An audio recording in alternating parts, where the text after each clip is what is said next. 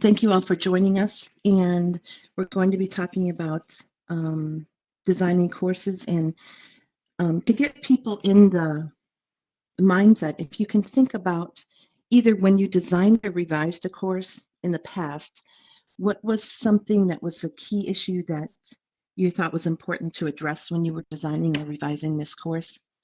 And if you've not designed or revised a course, then think about something that's important, maybe even as a student, what is important to you in the way the course is designed. And we'll kind of be integrating these types of topics today as we get started. Okay, can you, let's see. Can you guys hear me? Yes, can you hear me now?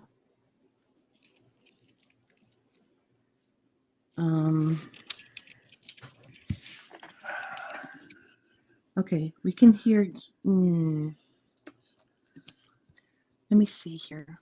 I'm gonna look at these audio settings for,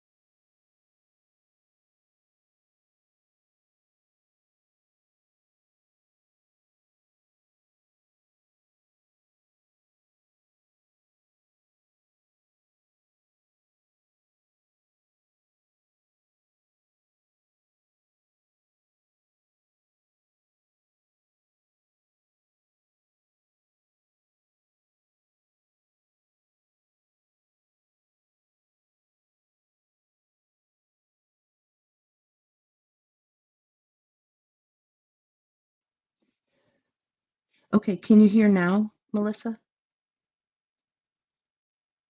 Okay, great. Okay, thanks. So see, there seems to be some bandwidth things going on, but so if you would share your introductions, what department or unit that you're in, and what your role is at NIU, and just why you're interested in designing a course. And you can turn on your microphone if you would like and share that way, or you can share in the chat. So Melissa or Devin, do you want to share your introduction, please? Sure, I can go. Thank My you. name is Melissa Perrin. I'm at the School of Nursing. I'm a clinical assistant professor, and I've been teaching at NIU as an instructor for many years, over 10 years. I have previously designed a course, or I guess revised a course. And I just wanted to try and squeeze in some more trainings before the end of the semester. That's great. Yep. Thank you. Yes, every chance you get, that's great. Thank you, Melissa. And Devin, do you want to share your introduction, please?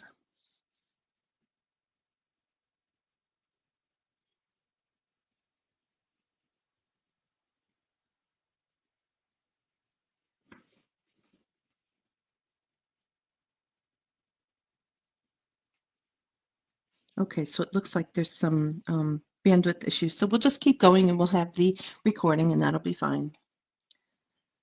What we'll be talking about today is backward course design and learning outcomes and the course activities, instructional techniques, different aspects of the course design that you think about when you're designing or revising a course, and how we fit all of this together with the assessments and learning activities and course outcomes. Because we want to make sure that everything is aligned and fits nicely together to support um, the student's success and to align with the course goals and teaching learning objectives. And when we consider backward design, you're thinking about the desired results and kind of think broadly at the end of the course, what should students know and understand when they're done with this course? And what would people in the profession expect that students who've completed the course that you're working on designing and revising, what would they reasonably be expected to know and understand? And what should they be able to do? What types of activities or different things should they be able to do? And what are those foundational concepts and facts and principles that they should know? And this applies if it's an intro level or if it's an advanced level. There are different facts and concepts and principles that they should know. And there are different competencies that they should be able to do and different things that they should know and understand.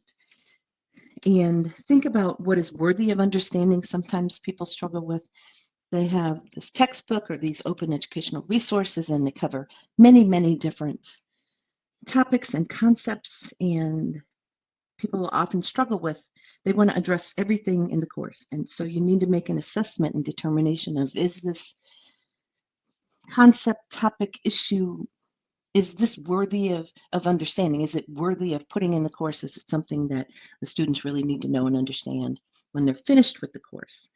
And we also want to look at, and is it worthy of understanding? That helps you to weed out what you really need to address, and maybe there's some nice to know things that you could add in as additional resources and information in the course, but not necessarily address it in depth.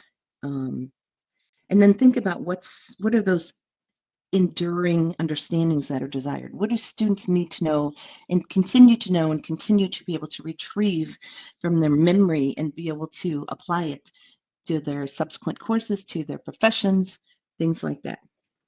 And so addressing these questions, that's going to help you with identifying the learning goals and outcomes.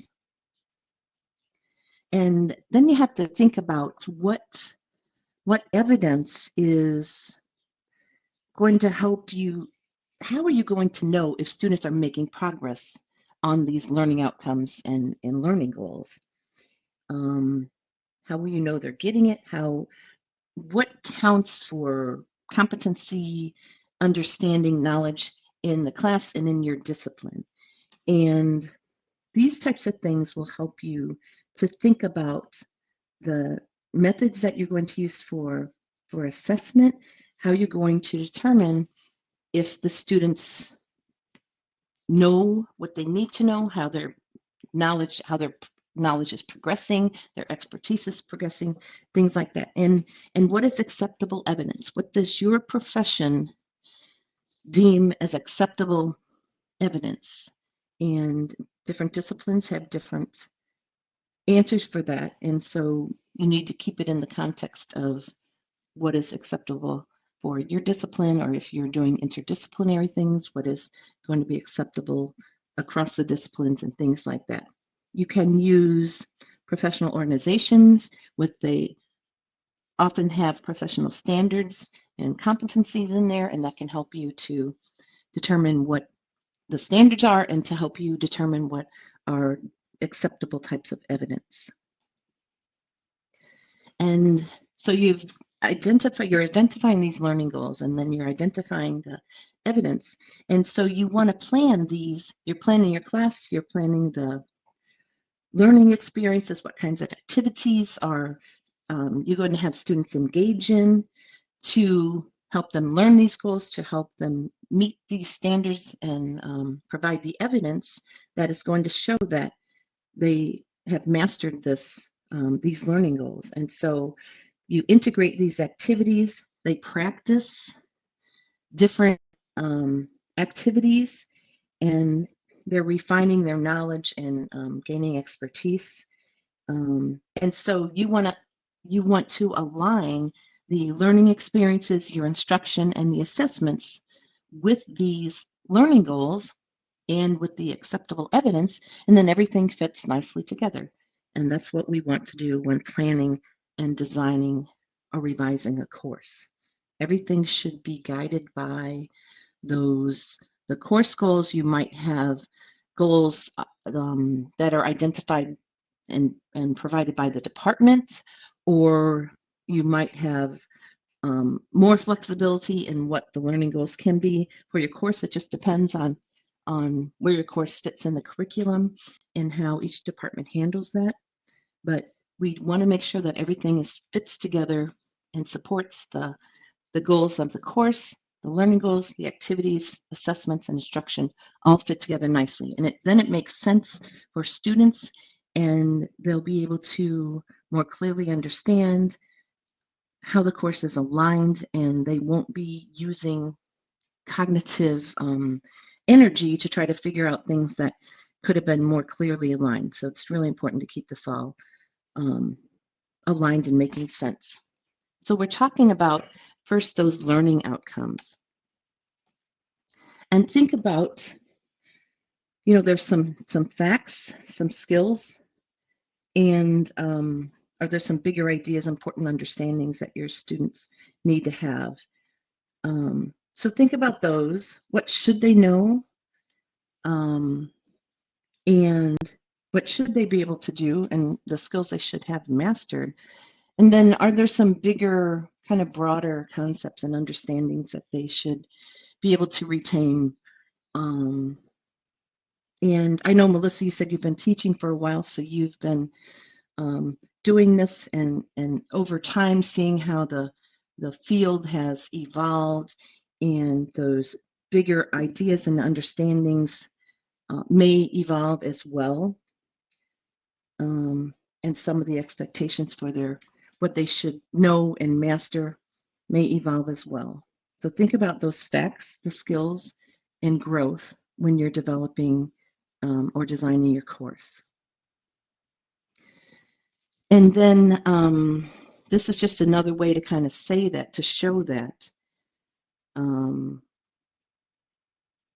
But keep in mind that you can't address everything in a course. So that's why you really need to think about what is key, what is the most important, what do they need to endure as far as knowledge, and be able to pull out over the years in their future courses and professions.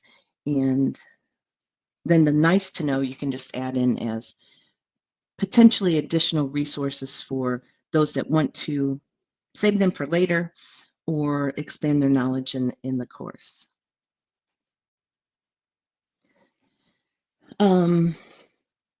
So when you're identifying course content and goals, think about, what are the essential parts of the knowledge and skills that they absolutely have to be able to know how to do this. Maybe they absolutely have to be able to know how to draw blood or how to administer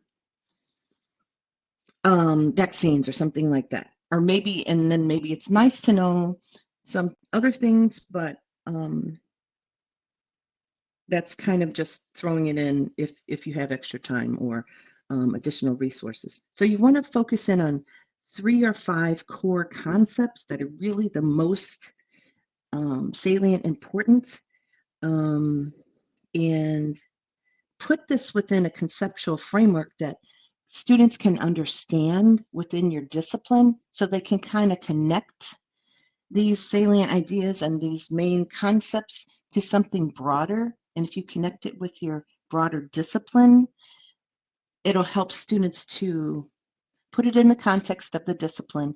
It'll also help them remember, because if we connect concepts and information to something that they can understand, something that they already know, or something that they're developing knowledge in, they're more likely to be able to not only remember it, but then be able to retrieve it. They need to be able to retrieve this over time, have that enduring knowledge as well.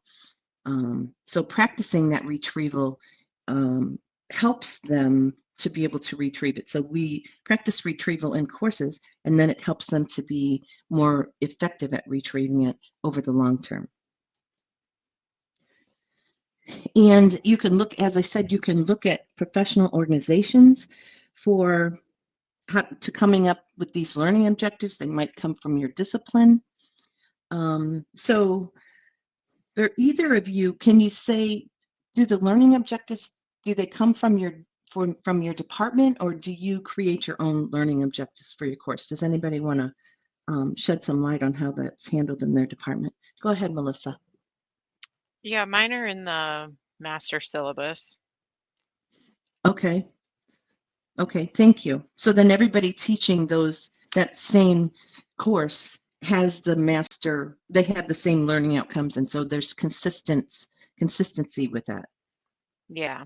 Okay, great, thank you. And then Mike, are the learning objectives for courses that you teach, are they provided to you, or do you develop them? They're also provided, at least the general structure of it. I think there's sometimes, depending on the level of the course, there's further leeway for specifics, but most of the courses I teach are 100 levels, so those are pretty standardized learning outcomes. Okay. Okay. All right. Yep. And that's important for.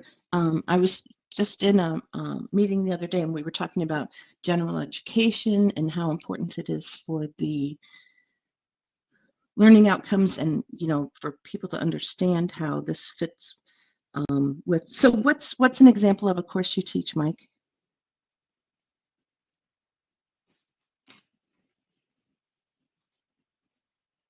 I'm sorry, what was that? Sorry, what was that? What's an example of a course that you teach? Intro to philosophy. Okay, so intro to philosophy is, that connects with, life, and so it's important that those learning outcomes that they're kind of more consistent, and they can be applied to. So students can understand how philosophy applies to all disciplines. So, okay, that's great. Thank you. No problem. Okay, and so let's look at course activities, those instructional strategies and methods, because if we're given the learning objectives, there are lots of different ways that you can teach those, and we can look at, and I'll give you these links to these various resources when I send you the post workshop information, and then you can go in and see how you might use these templates when you're working on designing your course. And something to think about just conceptually, and then you put it into practices. How are you going to design this course? You set out your weekly schedule for the 16 weeks or 8 weeks or however many weeks it is that you're teaching this course. And then you break it down. So you have the full semester, then maybe you break it down by major content areas, and maybe those are for a set of weeks, maybe it's for a month, and then you break it down by class. And so you want to make sure that there's a logical arrangement of this material, and think about how you're going to teach the content and get them to develop those skills, and how you're going to, like, what are they going to do before you start teaching this content? What are they going to do in class? What are you going to do? What do they need to do before the next class? What do you need to do before the next class? So in and out of class activities, and is it appropriate for you to have group work? How are you going to give them feedback so that you're helping them progress along that knowledge development um, progress journey. And are you going to have them solve certain problems that relate to philosophical challenges or nursing issues? And are you going to integrate reflection? And we know that evidence-based teaching and learning research shows that reflection is very powerful in helping students to gain deeper levels of understanding of content, of helping them to be able to learn at higher in levels of higher order thinking, and helps them to be able to retain and retrieve the information, because you've asked them these reflective prompts. I do that for most of my assignments that I give, and then the students have to go through and think through this problem or this process and come up with their own answers. And so they're getting more effective at constructing their own knowledge, resolving their own problems, and they're becoming more self-directed learners. And so that's going to really help with to strengthen your course design and the impact of the teaching and learning, because there's a lot of evidence that shows that they'll be able to be more successful in a course and to retain and retrieve that information longer. So if you just kind of think about the sequence of in class, out of class, what you're doing as the instructor, what they need to do, how you're going to integrate those formative assessments to gauge how they're learning, how you're going to get them to apply the knowledge, because we know that active learning is really important and has stronger impact than passive learning in terms of their knowledge development and retention and retrieval as well. So just kind of think about that in a general sense, and then you sit down and plan it out more concretely with a calendar. And I'll start with a 16-week calendar or 8-week calendar, whatever it is for the course, and then have those learning objectives, the main learning objectives that we need to address. And then I use sticky notes to build out, what's going to fall under those learning objectives and how we're going to address them.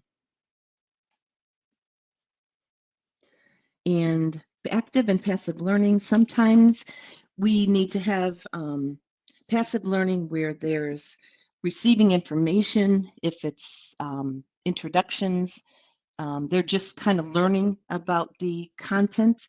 But active learning is much more powerful and has a longer lasting impact. So we want to make sure that we integrate active learning activities as much as possible, building upon the when they're receiving information, if we have to start that way. And some of the different learning activities, you might have them doing something in an authentic setting. And I know Melissa was talking about teaching nursing, and so you're having them in the clinic and they're applying these different practices that they're learning, and it's an authentic setting. They're being assessed, did they draw blood according to the standards, etc. They might observe, maybe they're observing what they are going to do. First, maybe they observe somebody drawing blood and learn about the different steps, and then apply it by doing it themselves. And then reflection, as we said, is really important. You can have them reflect them on their own activities and learning. You can have journaling, and it's very powerful.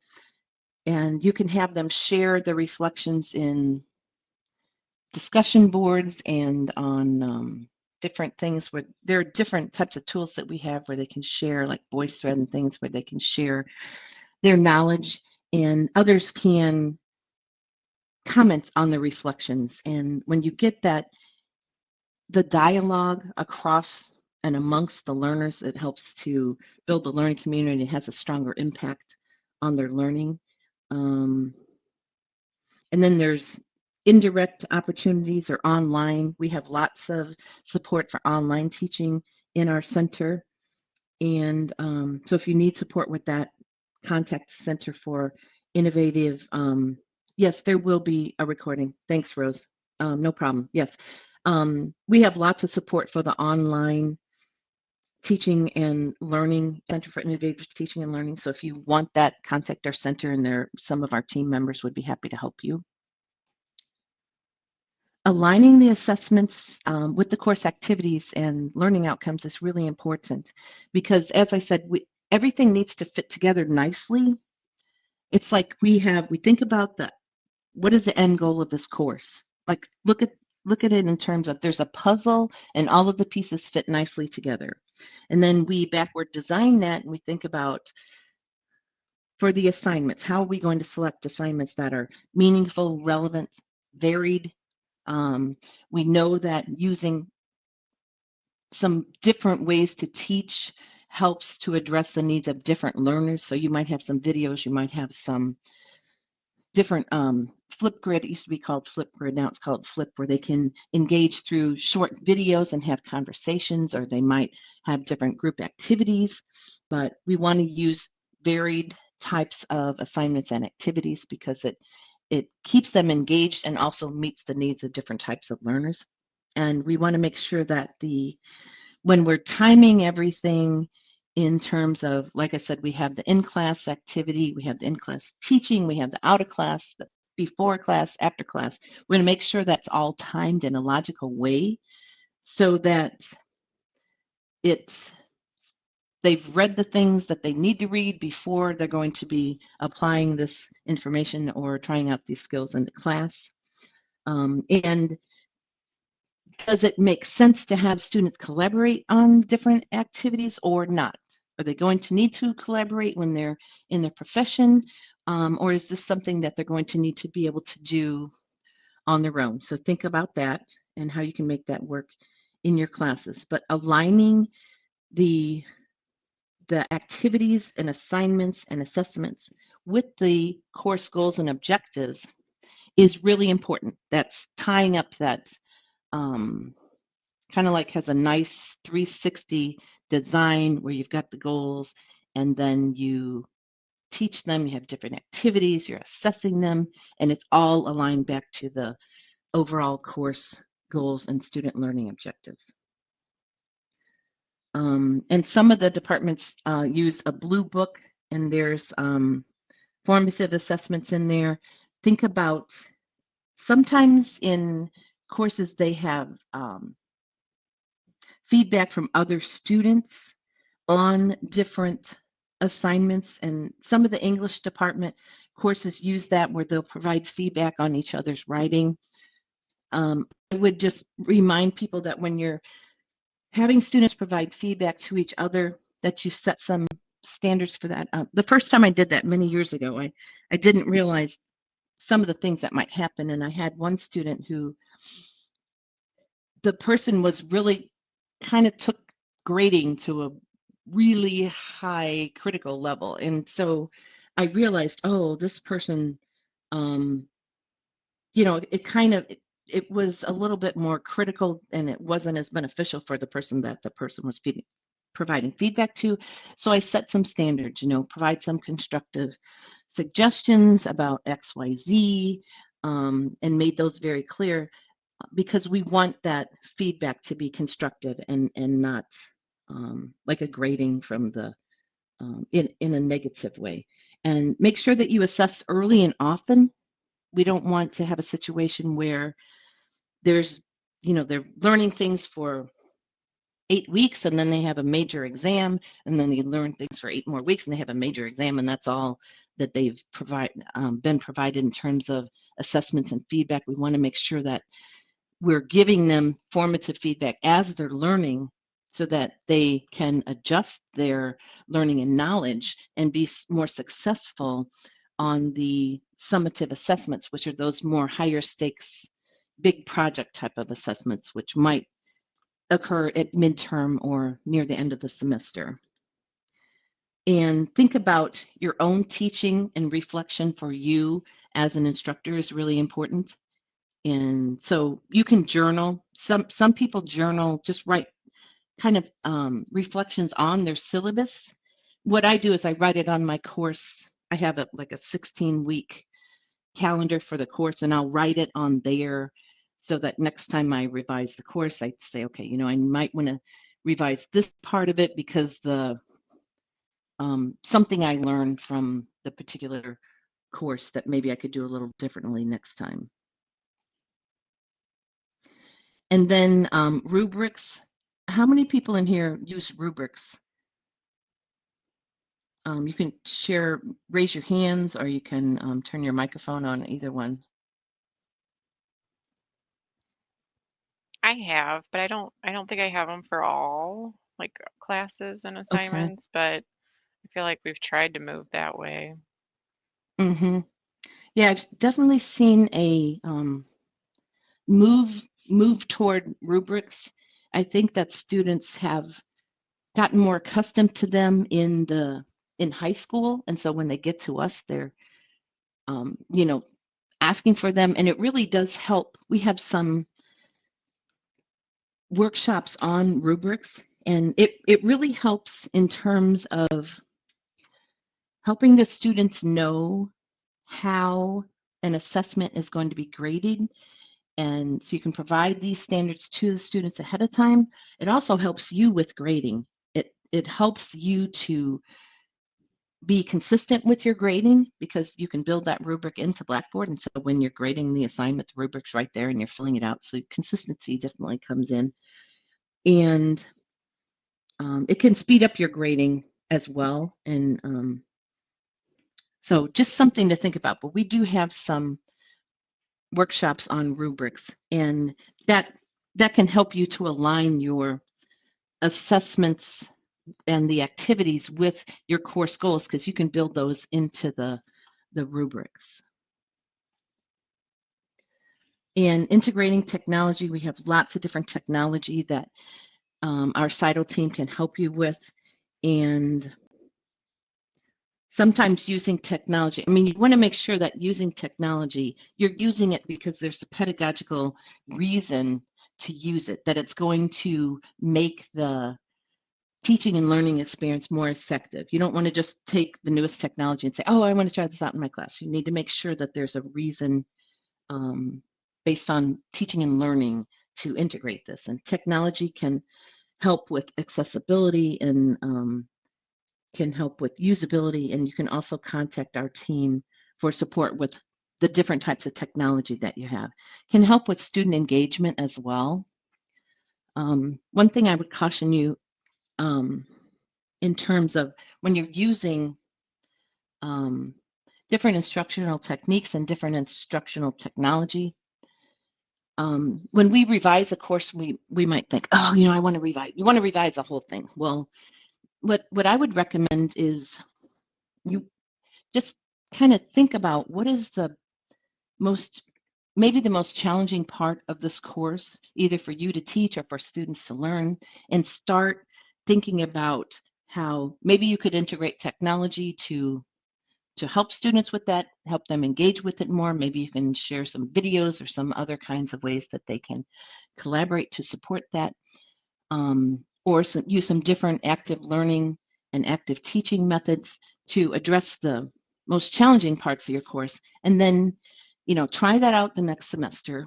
And then the next time you teach it, you have information on, okay, you changed this technology, you added a new active learning technique. How did that go? Is it going smoothly? Do you need to kind of tweak that? Or can you move on to something else? But I would encourage you to, kind of do this revision and changing your course by piecemeal instead of saying, I just want to revise the whole thing. Because if you revise the whole thing, you don't necessarily know what, you change so many aspects of it that you don't really know what made the impact on the student outcomes, because you change so many things. So just think about what's key in terms of why you're using that technology and what parts of the course you're deciding to revise. You want to begin early and ask for assistance. The Center for Innovative Teaching and Learning has an online course Design Academy that we offer, and it's going to be offered again this summer. So that's a great time to start getting a head start on your next semesters, and it gives you sort of a structure that you can follow, and gives you some support and resources, and gives you some feedback. So I would definitely recommend that you consider that when you see the Center for Innovative Teaching and Learning programs coming out. Look for that online course development academy, as it can kind of take you through this process of revising a course in a very systematic way. And it's really useful because then you can just keep following that process. But begin early and allow yourself some reflection time so that you're not rushed, and then it's a much more productive and positive experience. And you don't need to reinvent the wheel. It's amazing what kinds of information people are sharing. There's so many open educational resources now for all kinds of disciplines, and you can contact your subject matter librarian, and that person can really help you with finding resources. The librarians are a tremendous support for all of us that teach, and for our students as well. So you don't need to reinvent the wheel. There's a lot of resources and support available for you. So just in kind of reviewing, ask yourself, why are you teaching this course? What do the students need to learn? If I'm a scholar in that discipline and I know that the students have completed whatever course is that you've taught, what would the scholars or practitioners reasonably expect that students would have learned in this course? And when you're reviewing the course content, make decisions, what stays, what goes, what's nice to know, and you can put those nice to know things as resources or additional information in Blackboard, but you don't necessarily have to cover that information. But sometimes students want to go to the next level, so it's nice to have information for those students as well. And really be careful and deliberate about alignment of the course with the course objectives and the individual module learning objectives, and how are you going to get students to learn that? What are you going to teach? What activities and assessments are you going to use? And what evidence is acceptable to demonstrate that students have learned these skills and this knowledge? And ongoing reflection is really useful for you as well as the students. And so we have people from several different disciplines in here. Do you want to share something that when you were designing or revising a course, maybe something that you thought was really important or challenging? We have people from nursing and philosophy and education. So does anybody want to share a thought about revising a course and maybe what your next step plan is? Go ahead, Rose. My next step is that I signed up for a curriculum program, a curriculum class this summer. Great. So I Good can for you. learn how to develop curriculum better. What we do is in prevention education and outreach, we go out and do training outside the university for implicit bias, cultural competence, and anything to do with that sexual harassment, anything to do with any kind of content of that nature. And so Mm-hmm. what I learned is, and I don't know if it's diversify the the the plan. I don't know what it's called, but what I do is, we do a few slides, we have an activity, we know I have a video. So keeping that engagement going instead of just having the lecture piece of it, because just the lecture with regular folks, not people who have signed up to be a student, with regular folks, they're like maybe I'm talking to the health department doing this training for them. Mm-hmm. You know, Yep. they're not as interested in theory and practice and Yep. all these things that we talk about. They're interested in how can I make this work for my place. Mm-hmm. So Mm-hmm. diversifying that, because most of them are being voluntold to be there. Yep. And so giving them some activities and making them work a little bit, making it a true workshop and not Mm-hmm. just a lecture is important. Mm-hmm. Yep. And those are really good points, Rose. And so you're connecting it with something that is relevant to their professions, and so then they see, okay, this is legitimate, this is an authentic learning opportunity for them, and they can use it when adults and practitioners see that they can use it, and students, all levels of students, but particularly adults, then they'll be more likely to buy into it, and they'll be more engaged um, in the workshop. And so do you take a little time to kind of explain how this is going to be relevant to their professions Yeah, when you do workshop? yes. Yep. And we do have learning objectives. And those learning objectives, we kind of go over them. We do our first slide, you know how you do with the learning objectives. But then Yep. we go back to those all the time. We said, okay, this falls under here.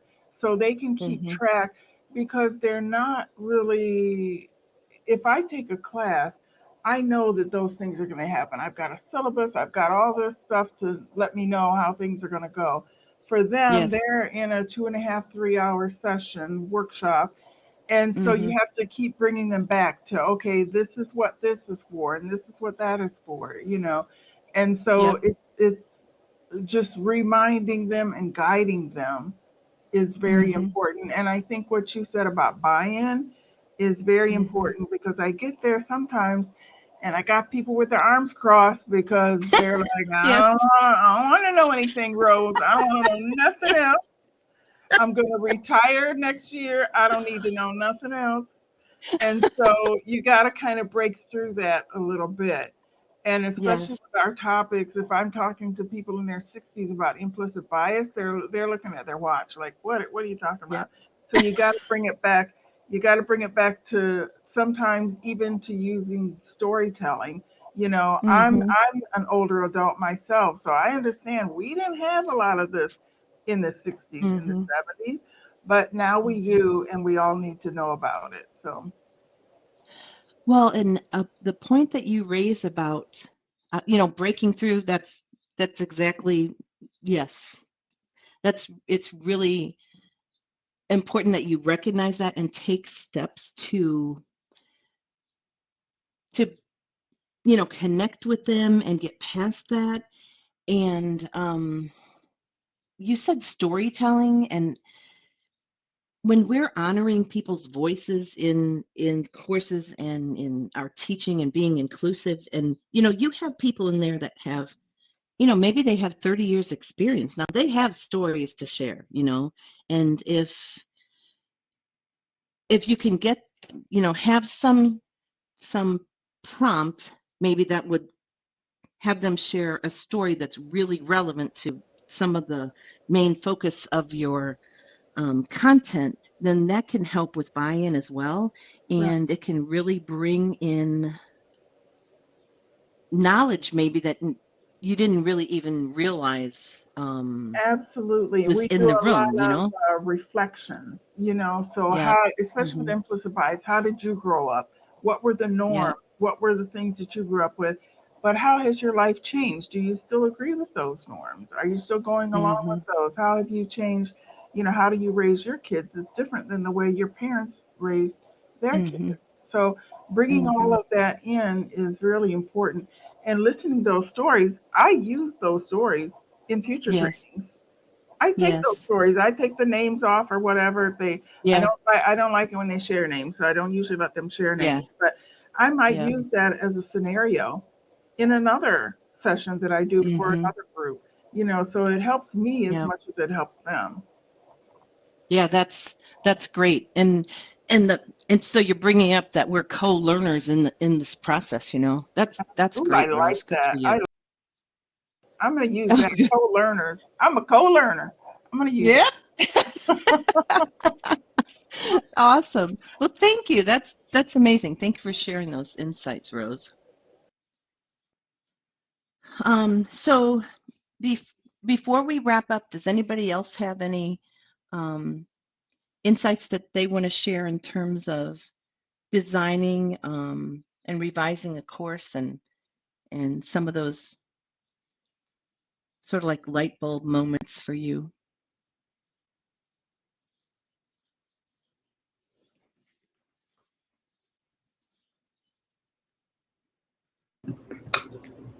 So I don't have quite an answer to your question, but I'll just share that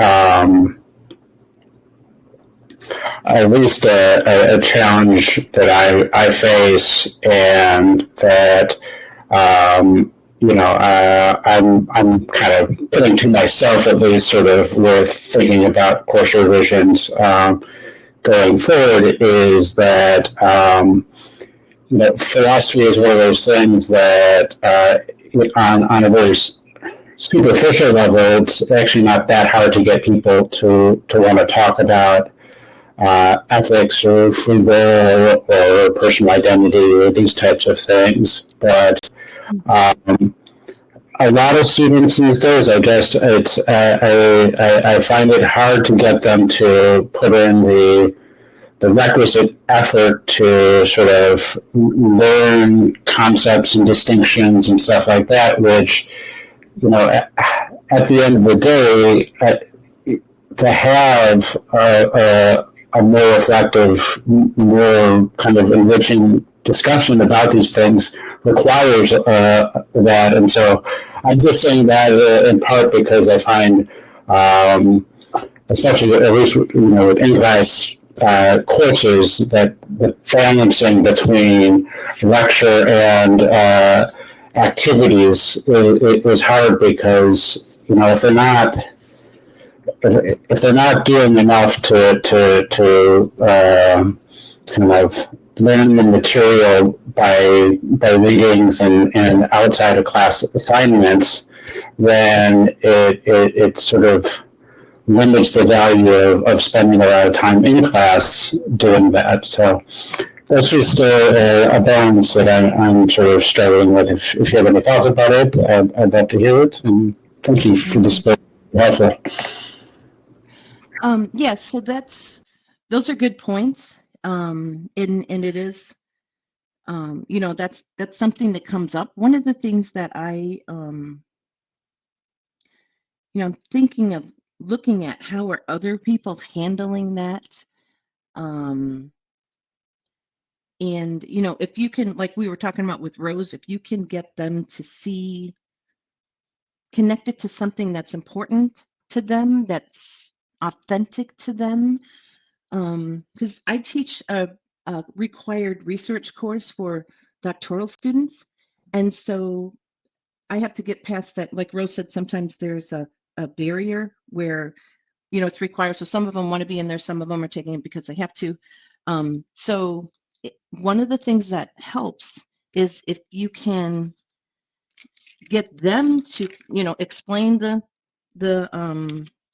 basically the discipline or the course overall, and then have them to reflect and come up with ways that this applies to their life, and that's honoring their voices, and it's having them figure it out themselves instead of going, okay, professor, tell me why I need to study this. I'm sitting here with my arms crossed, like Rose was saying. And but if we can sort of gradually get them along, take them along that path where they can see why it's important to them and why it actually appears in their lives, and then to get them, you raise a point about, they have to do certain activities before class so that you can have the discussions.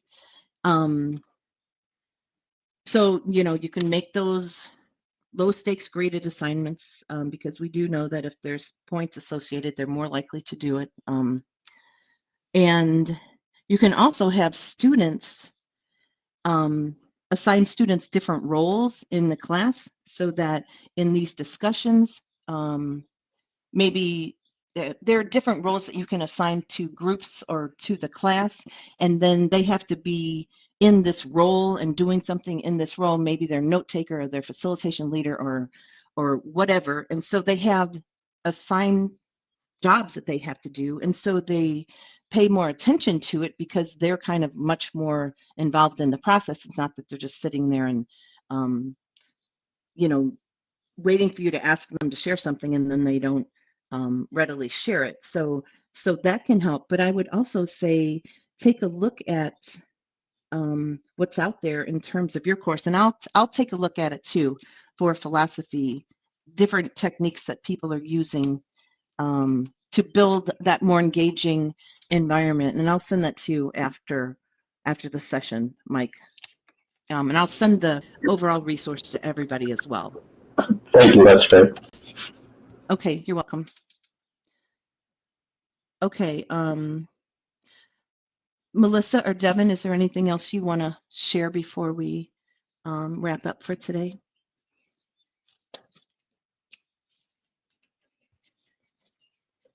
No, thank you.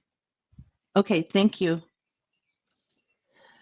Okay, great. Well, thank you so much for everything, for your dedication. And, you know, it's a wild time of the year and you all are just working really hard and it's appreciated. And remember that you can contact our Center for Innovative Teaching and Learning. We're here to help you. And I wish you all the best for the finals week and hope that you can have a bit of rest and rejuvenation this summer. So thank you all for attending. It was a pleasure talking with you. Have a great day. Bye. Bye. Bye. Thank you. Thank you. You're welcome. Thank you. Thanks. Thanks. Bye.